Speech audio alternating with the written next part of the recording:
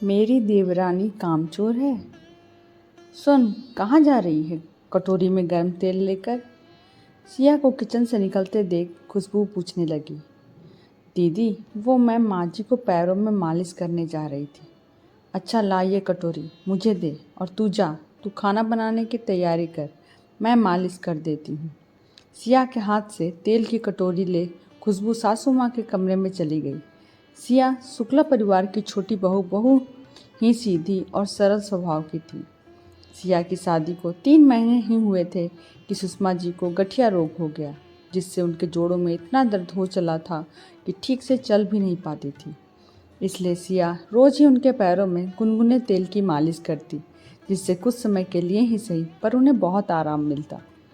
बड़ी बहू खुशबू स्वभाव से बड़ी तेज और चतुर थी। जब से सुषमा जी ने बिस्तर पकड़ा तब से ही वह सिया पर रौब दिखाने लगी। पहले सुषमा जी जब स्वस्थ थी तो दोनों बहुओं में अच्छी तरह सामंजस्य बिठाकर रखती थी। काम के चलते रिश्ते खराब ना हो इसलिए दोनों बहुओं में काम भी बराबर का बांट दिया था और खुद भी आगे बढ़कर हर काम में हिस्सा लेती। पर जब से उन्हें बीमारी ने घेरा है, उनका कमरे से आना जाना लगभग बंद ही हो गया था। अब खुशबू को अपनी मनमर्जी करने और जेठानी का हक दिखाने का मौका मिल चुका था। सिया की तो वह पहले ही पसंद नहीं करती थी, क्योंकि जब भी सुषमा जी सिया के किसी काम की तारीफ करती तो खुशबू के सीने पे सांप लौट जाता। सुषमा जी का सिया के प्रति लगाव देख खुशबू के मन में सिया के प्रति नफरत बढ़ती गई। अब उसे मौका मिला था सिया से बदला लेने का। रोज ही कभी सिर दर्द तो कभी ज़रूरी काम का बोल बहाना कर जाती। सिया तो शुरू की ही सीधी थी, उसे खुशबू की चतुराई समझ ना आती। अकेले ही पूरा काम करती, पर किसी से एक शिकायत भी ना करती। साथ ही सुषमा जी की भी देखभाल करने में कोई कसर ना छोड़ती। वैसे सुषमा जी धीरे धीरे ही सही पर अपने पर्सनल काम कर लेती थी, पर जोड़ों के दर्द से चलना बहुत ही कम हो पाता था।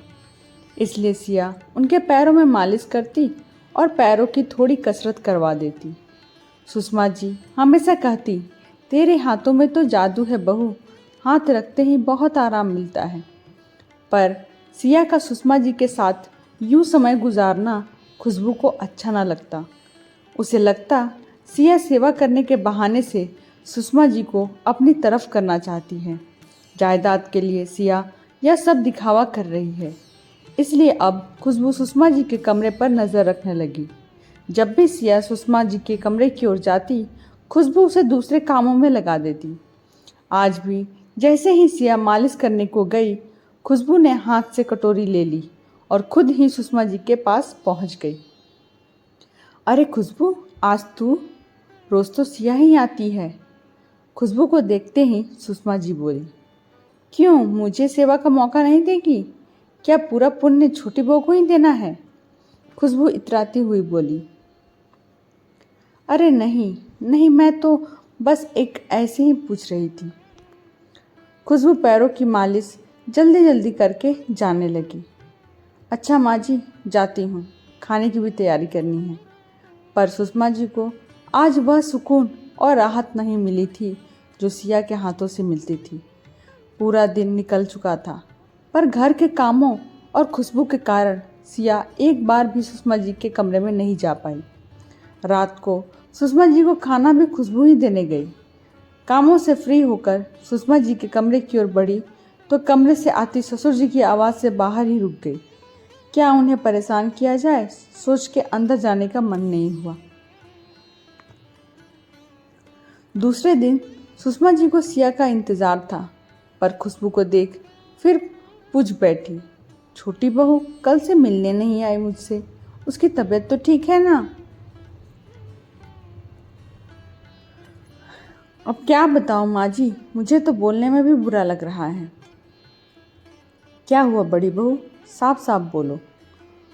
उसकी कोई तबीयत वगैरह खराब नहीं हुई, वह तो बिल्कुल कामचोर है।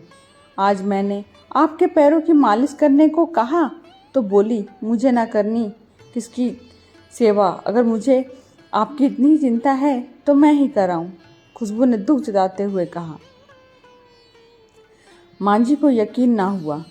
नहीं नहीं, छोटी बहू मेरे लिए ऐसा कह ही नहीं सकती। तो क्या मैं झूठ बोल रही हूँ? बनावटी आंसू दिखाते हुए खुशबू बोली। हाँ बड़ी बहू, तुम झूठ बोल रही हो। ससुर जी की आवाज़ से खुशबू चौंक पड़ी। क्यों सुषमा के मन में छोटी बहू के लिए जहर बहर रही हो? अभी मैंने अपनी आंखों से देखा सिया के हाथों से तुम्हें तेल की कटोरी लेते हुए। उसे तुम सुषमा से मिलने तो दो, तब ना वो कुछ करे। सुषमा कमरे के बाहर नहीं जा सकती, पर मेरे आँख, कान और पैर पूरे ठीक हैं। मुझे दिखाई भी देता है और सुनाई भी कि किस तरह सिया घर का पूरा काम संभाल रही है। ससुर जी के आगे खुशबू के हाथ पैर फूल गए थे। बड़ी बहू, ये सब क्या है? तुम ऐसा करोगी मैंने कभी नहीं सोचा था। सुषमा जी आश्चर्य से खुशबू की ओर देख रही थी। माफ़ करना माँ जी, मुझे लगा आप सिया को ज़्यादा पसंद करती हैं, इसलिए मुझसे गलती हो गई। प्लीज़ मुझे माफ़ कर दीजिए। खुशबू सुषमा जी के पैरों में गिरते हुए बोली। मेरे लिए तुम दोनों बराबर हो। मैंने कभी तुम दोनों की तुलना नहीं की। सबकी अपनी अलग खासियत होती है। सिया दही भल्ले अच्छे बनाती है तो तुम भरवा बैगन। सिया की आवाज़ सुरीली है तो तुम्हें ढोलक बजानी अच्छी आती है। सबकी अपनी विशेषता होती है। ऐसे में किसी से ईर्ष्या करना गलत है। आज ऐसी ओछी हरकत से तुमने मुझे बहुत दुख पहुंचाया है। जाने दो सुषमा जी, जो हुआ सो हुआ। यह बात यहीं ख़त्म कर दो। मैं नहीं चाहता बहुओं के कारण भाइयों में दरार हो। खुशबू की नज़रें शर्म से झुक गई थी।